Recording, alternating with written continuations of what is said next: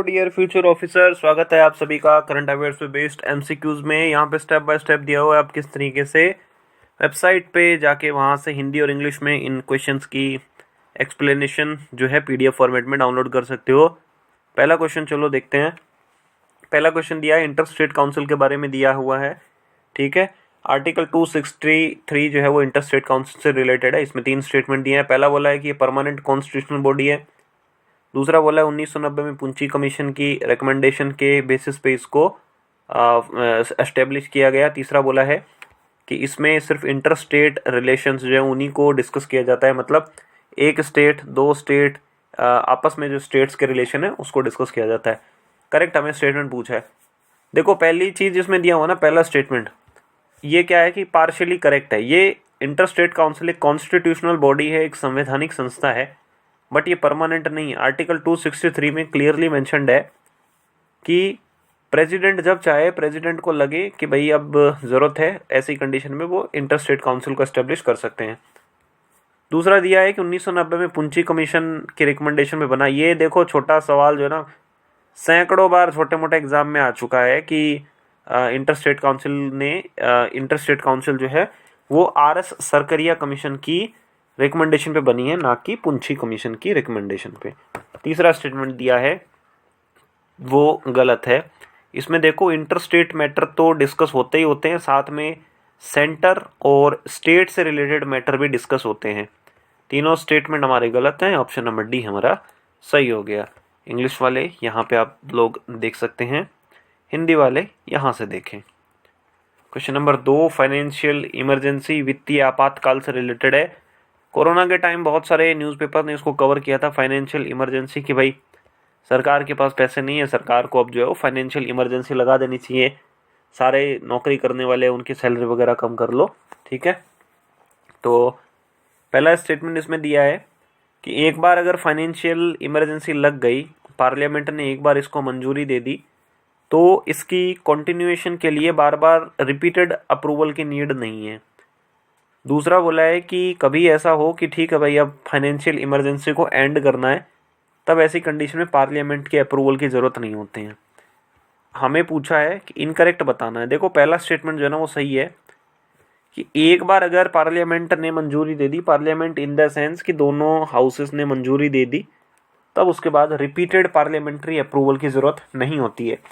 जैसे कि अपना नेशनल इमरजेंसी है, आर्टिकल 352 के अंदर है, उसके अंदर रिपीटेड पार्लियामेंट्री अप्रूवल चाहिए होती है हर 6-6 महीने के बाद में। ठीक है, इसमें ऐसा कोई नहीं है फाइनेंशियल इमरजेंसी में ऐसा। ठीक है, इसमें सेकंड ऑप्शन जो दिया है वो है कि सही है ये भी, कि अगर हमें रिवोक करना हो, अभी कभी ऐसा हो कि भाई इसको फाइनेंशियल इमरजेंसी को एंड करना है, तो ऐसी कंडीशन में कोई दोबारा कोई पार्लियामेंट की अप्रूवल नहीं चाहिए होती है, राष्ट्रपति अपने ऑर्डर से इसको रिमूव कर सकते हैं। ये स्टेटमेंट भी करेक्ट है। हमें पूछा है इनकरेक्ट कौन सा है, तो दोनों ही करेक्ट है, इनकरेक्ट कोई है नहीं। ऑप्शन नंबर डी हमारा सही हो गया, नॉन यहाँ पे सही हो गया। इंग्लिश वाले एक्सप्लेनेशन यहाँ से देखें, हिंदी वाले एक्सप्लेनेशन यहाँ से देखें। क्वेश्चन नंबर 3 जो दिया हुआ है, क्वेश्चन नंबर 3 में दिया हुआ है डिजास्टर से रिलेटेड दिया हुआ है।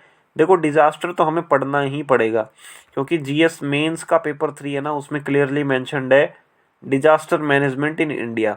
तो डिजास्टर मैनेजमेंट से रिलेटेड हमें कुछ स्टेटमेंट दिए हैं। देखो पहला दिया है कि डिजास्टर की मैनेजमेंट की जो रिस्पॉन्सिबिलिटी है वो स्टेट्स की है। ठीक है, सेकंड दिया है कि ये जो एनडीआरएफ होती है, नेशनल डिजास्टर रिस्पॉन्स फोर्स, इसको 2005 में जो कानून बना था एनडीए में, नेशनल डिजास्टर मैनेजमेंट एक्ट, उसके अंदर बनाया गया। तीसरा दिया है कि जो एनडीआरएफ के हेड है, ठीक है, एनडीआरएफ के हेड जो हैं वो प्राइम मिनिस्टर है।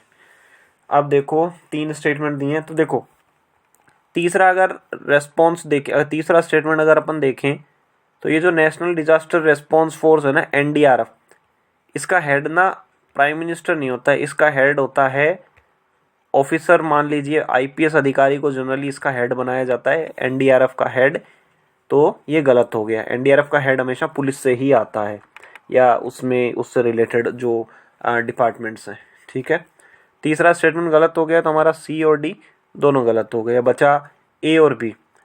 तो मेनली जो रिस्पॉन्सिबिलिटी रहती है ना डिजास्टर से रिलेटेड रिस्पॉन्स की, वो स्टेट की रहती है, क्योंकि स्टेट जो है वो सबसे पहला मतलब कदम उठाता है उस को अगर कहीं पर डिज़ास्टर आ जाए तो उसके रेस्पॉन्स के लिए, ठीक है।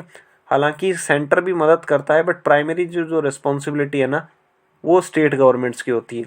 और दूसरा स्टेटमेंट बिल्कुल सही है, एनडीआरएफ को एस्टेब्लिश किया गया था नेशनल डिज़ास्टर मैनेजमेंट एक्ट जो है उसी के अंदर। पहला और दूसरा स्टेटमेंट दोनों बिल्कुल सही हैं। यहाँ पे आप देख सकते हैं, इंग्लिश वाले और हिंदी वाले लोग यहाँ से देखें। साथ ही साथ आप Telegram channel only IAS nothing else के नाम से भी ज्वाइन करिए।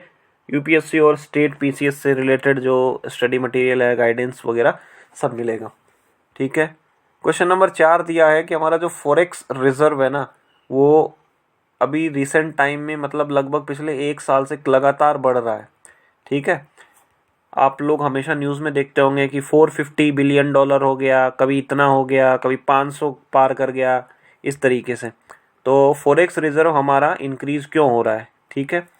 अब देखो, पहला स्टेटमेंट दिया है कि high flow of FPI, second दिया है कि गोल्ड जो इंपोर्ट है उसमें कमी आ गई, तीसरा दिया है कि जो क्रूड ऑयल है, कच्चा तेल, उसकी प्राइसेस में कमी आ गई, चौथा बोला है कि very high export in terms of value, मतलब हम लोग जो एक्सपोर्ट कर रहे हैं वो बहुत हाई मनी का कर रहे हैं, मतलब मॉनेटरी वैल्यू इंक्रीज होगी। देखो फॉरेक्स जो इंक्रीज हुआ है ना, फॉरेक्स इंक्रीज होने का यानी फॉरेक्स मतलब फॉरेन एक्सचेंज रिजर्व। तो हाई फ्लो ऑफ एफपीआई मतलब ये फॉरेन पोर्टफोलियो जो इन्वेस्टर्स हैं, बड़े बड़े इन्वेस्टर वो आते हैं, उन्होंने बहुत पैसा लगाया है, तो उसके वजह से एक तो इंक्रीज हुआ है, ठीक है। दूसरा क्या हुआ है कि डिप इन गोल्ड इंपोर्ट, मतलब अभी जो है वो सोने की चमक फीकी पड़ गई है। कई लोगों ने सोना नहीं खरीदा है, तो ऑब्वियस सी बात है इंपोर्ट हमने नहीं किया।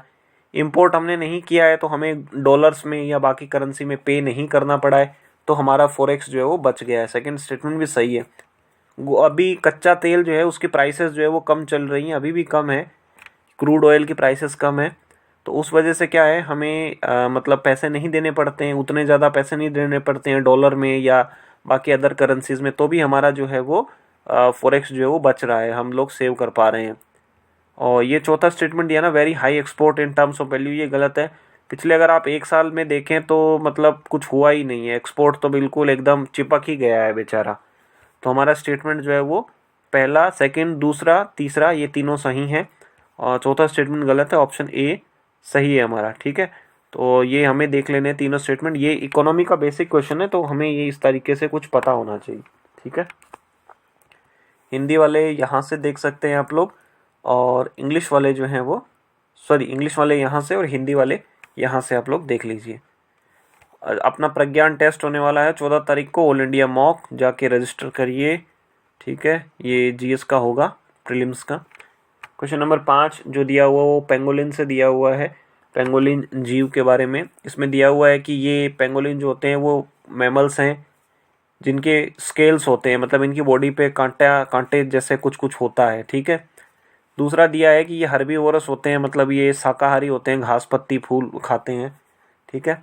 तो पेंगोलिन के बारे में बताना, देखो पेंगोलिन अगर हम जनरली देखें ना तो 2 टाइप की पेंगोलिन होती है, इंडियन पेंगोलिन और चाइनीज़ पेंगोलिन। अभी इंडियन जो पेंगोलिन है ना वो हमारा वाइल्ड लाइफ प्रोटेक्शन एक्ट 1972 के पहले शेड्यूल के अंदर आती है और उसका स्टेटस है एंडेंजर्ड। चाइनीज़ पेंगोलिन की बात करें तो चाइनीज़ जो है वो आती है क्रिटिकली एंडेंजर्ड। रीज़न ये है कि चाइनीज़ पेंगोलिन का बहुत ज़्यादा ट्रेड होता है, मतलब चाइना वाले पेंगोलिन को मार देते हैं, कुछ कुछ यूज़ कर लेते हैं उसका, इस वजह से, ठीक है। पहला स्टेटमेंट सही है इसमें कि ये सिर्फ पेंगोलिन ही ऐसे मैमल्स हैं जिनके शरीर पे जो है वो कुछ कांटे जैसे या स्केल्स होते हैं। दूसरा स्टेटमेंट गलत है, ये हर्बीवोरस नहीं है, ये छोटी छोटी चींटियाँ, टर्माइट्स इनको खाते रहते हैं। तो पहला अपना स्टेटमेंट सही है, सेकंड गलत है, ऑप्शन नंबर ए हमारा यहाँ पे सही हो गया, ठीक है। तो ये हमें देख लेना है, यहाँ पे इंग्लिश में देख सकते हैं और हिंदी में हम लोग यहाँ पे देख सकते हैं, ठीक है। तो ये अपना पेंगोलिन है। अच्छा, वीडियो के अंत होने से पहले आप लोग कमेंट करके ज़रूर बताइए कि आज आपकी परफॉर्मेंस कैसी रही। कुछ कुछ यूट्यूब पे ऐसे स्टूडेंट्स हैं जिनका की परफॉर्मेंस बहुत अच्छी रहती है, जैसे कि आफरीन मुजावर, प्रियंका गुर्जर, देवाशीष मीणा, दीपेश राय। ये लोग रोज़ाना क्वेश्चन सॉल्व करते हैं और अपना स्कोर भी ये सबमिट करते हैं कमेंट्स में। तो बहुत अच्छा लगता है कि जब सब लोग इस तरीके से पार्टिसिपेट कर रहे हैं। आप लोग भी अपना परफॉर्मेंस ज़रूर बताइए कि आज आपकी